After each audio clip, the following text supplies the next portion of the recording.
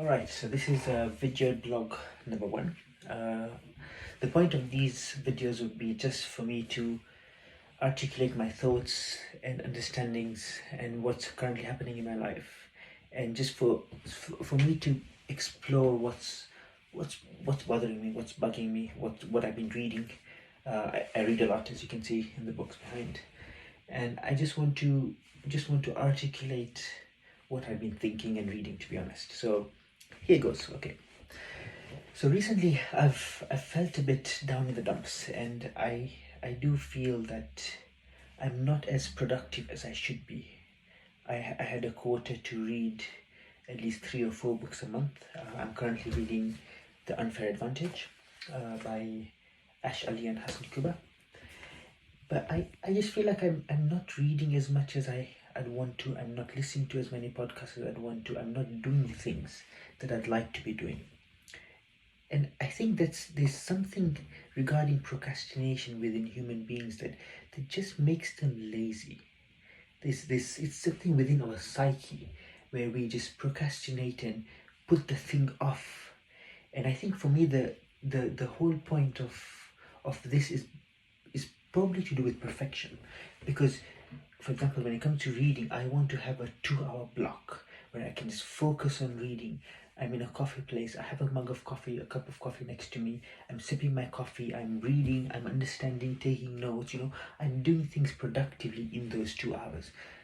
But it doesn't happen. I have a 6-month-old baby, I'm married, I have a full-time job. It just doesn't happen. So there's a book by Matthew Dix. It's called Someday is Today. If you haven't read the book, I highly recommend the book, where he basically takes chunks of time and adds them together. So if he's waiting for his wife to get ready, he's got 5 minutes, he'll do something. He'll load the dishwasher, he'll unload the dishwasher, he'll do the laundry, he'll write his book. He was waiting for a coffee with someone who was running late, 7 minutes late or something like that.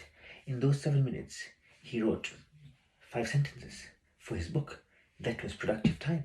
It's only 5 minutes, but that 5 minutes becomes productive. And I think that's what stale time is.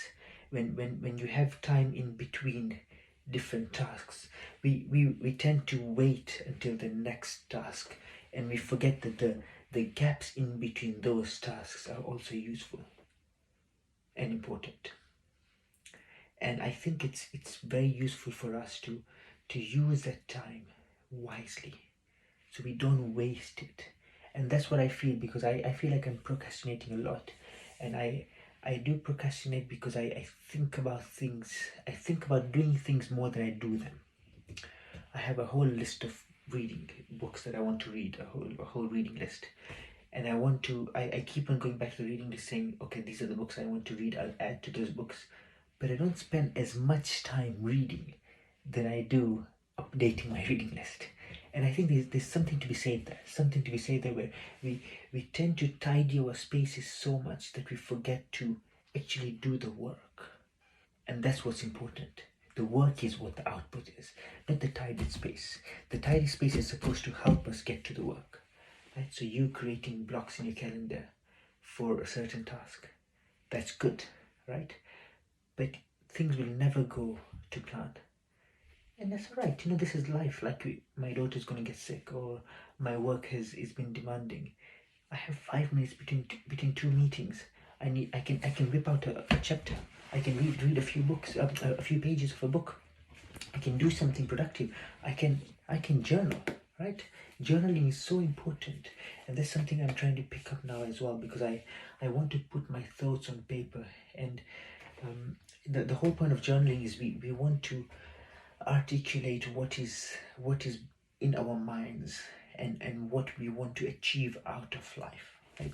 So you have all these goals that you set, and you obviously journal these goals. You have an annual goal, a quarterly goal, a monthly goal, a daily goal, right? So a daily goal, for example, I have a daily goal of reading one chapter of a book, and I write it in this book, in my journal. And I tell myself I am going to read this chapter regardless. So even if before I go to bed, I'll make sure I read the book. And I think that's very important. It's important to have some sort of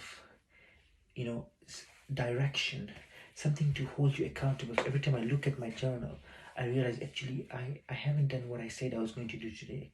So let me come back and do it again. Let me make up for what I've missed out on.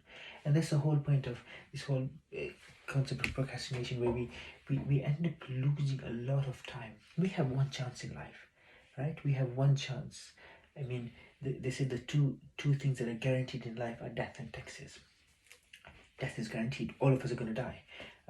The Stoics have something, a concept of memento mori, where you remind yourself that death is going to be there. It's a constant in your life. It's going to come for you. No one is escaping death. Everyone's going. I'm going to be dead. I'm going to be dead in 100 years' time.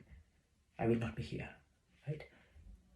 In fact, I'm 36, so less than 100, in 50, 60, 70 years' time maximum, I won't be here, right? And I want to make the most of it. Like, why shouldn't I? Why shouldn't I? I want to be able to develop myself, improve myself, help myself grow out of my shell. I'm an introvert. I'm naturally introverted. There's a book by Susan Cain. It's called Quiet, which is really, really good.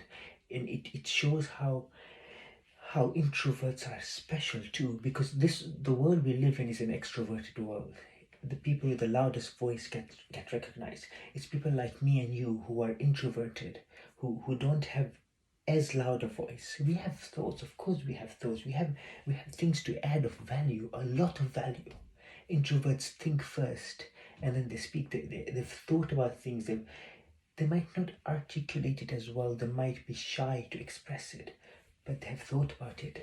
And the whole point is we should be able to be confident to express ourselves. And that's why one of the books that I want to read is by Dale Carnegie. How to Develop Self-Confidence and Influence People by Public Speaking, and The Quick and Easy Way to Effective Speaking. These two books are...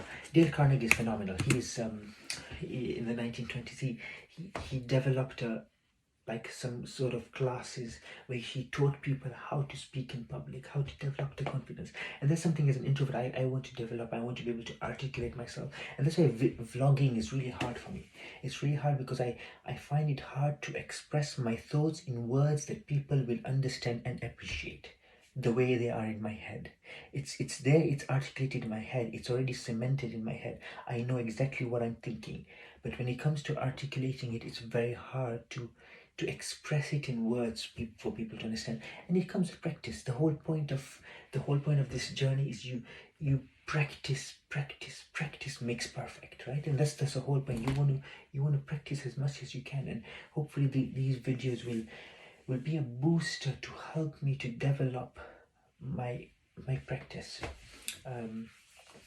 And of course, I want to improve myself. I want to become better at what I do. I want to establish something that is unique to me, because all of us are unique. We are special in a way. And I'm reading this book I spoke about, called The Unfair Advantage. Ash Ali and Hassan Kuba, who basically explain how each and every one of us has an unfair advantage that allows us to prosper. They talk about businesses, obviously, startup businesses, and basically the whole point of having an unfair advantage is when you have that advantage, you obviously become the best at what you do, and you become better, and you can establish something that other people will not be able to. For example, they talk about Oprah Winfrey, who had such a bad childhood. She came from poverty. She was sexually abused, but she had an unfair advantage. She had the gift of the gab. She could talk and people would listen. That is an unfair advantage, and we need, each of us have this. I personally believe each of us have this sort of advantage that we can use, this skill set that we can use, that we will propel ourselves, like literally move miles ahead if we find this unfair advantage. It's part of our mission, part of our purpose. It's all part and parcel of this. Another book I'm reading is by Carl Newport, another phenomenal scholar, called So Good They Can't Ignore You. And the whole point is here, he's talking about the craftsman mindset. So he says it's very bad advice to tell people to follow their passion. Following their passion will not get them to where they want to. They need to follow their craftsman mindset. They need to find career capital. They need to become good at something and then develop passion. passion comes after. Because when you go with raw passion, you're not good at the thing. You might enjoy it, but it's good as a hobby. It's not good as a full-time career. You want to develop something where you become good at what you do, and when you become good, you can do it. So I think this is a very useful book, and if you want to learn more about how to develop your craftsman mindset and become amazing at what you do, Carl Newport is highly recommended. That's it for now.